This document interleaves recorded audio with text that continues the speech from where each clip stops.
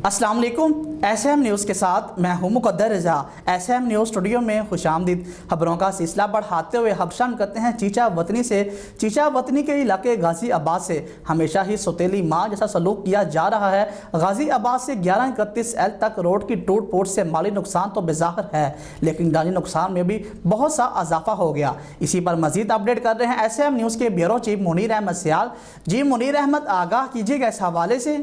जी बिल्कुल, चीचा वतनी के इलाका गाजियाबाद से हमेशा से ही सौतेली माँ जैसा सलूक किया जा रहा है। गाजियाबाद से 3111L तक रोड की टूट फूट से माली नुकसान तो बज़ाहिर है, जानी नुकसान में भी बहुत सारा इजाफा हो गया है, जिसकी वजह से सारा रोड जगह जगह से टूट फूट का शिकार है और गहरे खड्डों की वजह से आए रोज रोड एक्सीडेंट होते हैं। एम्बुलेंस और प्राइवेट गाड़ियों का भी मुश्किलात का सामना इलाके की आवाम का मुतालबा है कि रोड को जल्द से जल्द तामीर किया जाए ताकि गरीब आवाम को जान और माल दोनों महफूज रह सकें। फलाई और समाजी तंजीमों का वजीर आजम पाकिस्तान और वजीर आला पंजाब जनाब उस्मान बुज़दार समेत तमाम मुतल्लिका अफसरान से गुजारिश है कि इलाका गाजियाबाद पर खुसूसी मेहरबानी की जाए।